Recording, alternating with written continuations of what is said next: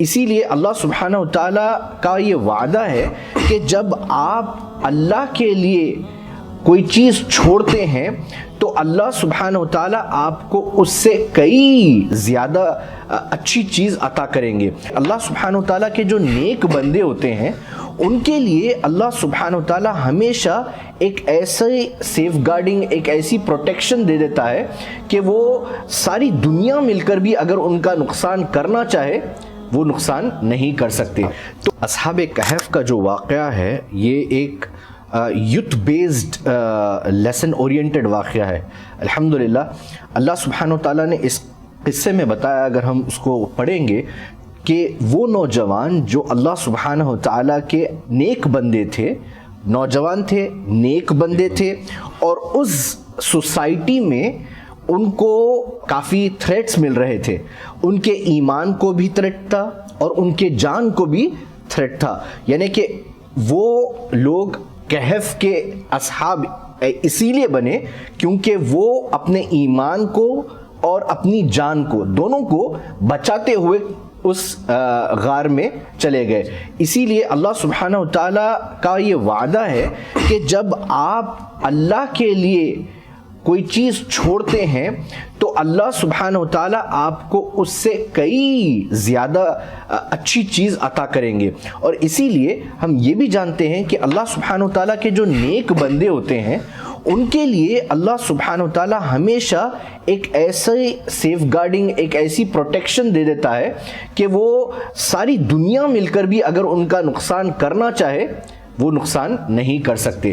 تو جو ہم دیکھتے ہیں اس قصے میں الحمدللہ اصحاب کہف وہ ایک ایسے نیک بندوں کا گروپ تھا جو اللہ کی ایمان کو ہمیشہ تھامے رہے۔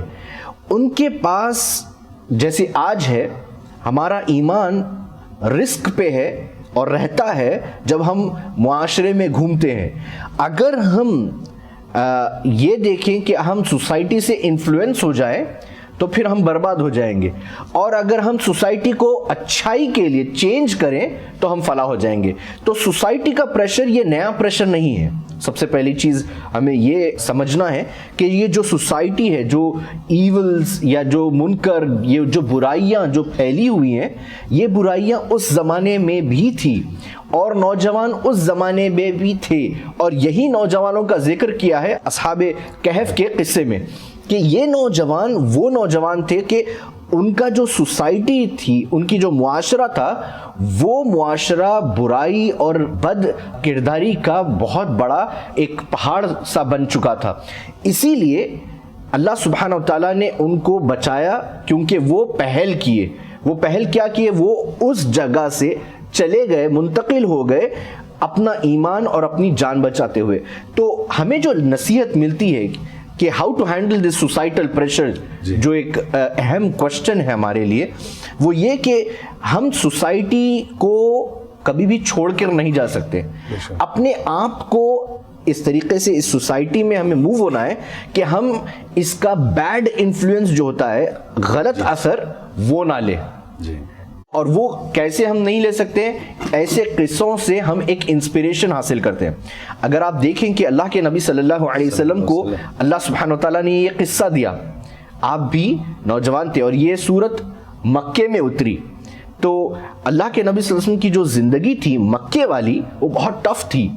آپ کے مخالفین، آپ کے برائی کرنے والے، آپ کو بدنام کرنے والے، آپ پر ظلم، آپ کے صحابہ پر ظلم کرنے والے تھے۔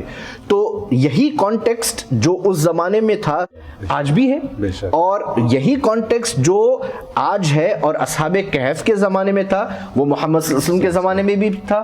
تو منکر، برائی وہاں پر بھی پھیلی ہوئی تھی۔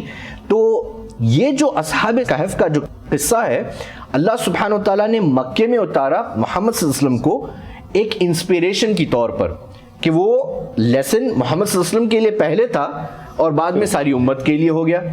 تو یہ جو سوسائٹی کا پریشر ہے اس سے آپ بھاگ نہیں سکتے۔ تو آپ کو اپنے ایمان کو اتنا مضبوط کرنا ہے، تعلیم حاصل کر کر، دین کو سیکھ کر، کہ آپ اس سوسائٹی کے پارٹ آف دا پرابلم نہیں بلکہ پارٹ آف دی سولوشن ہو جائے۔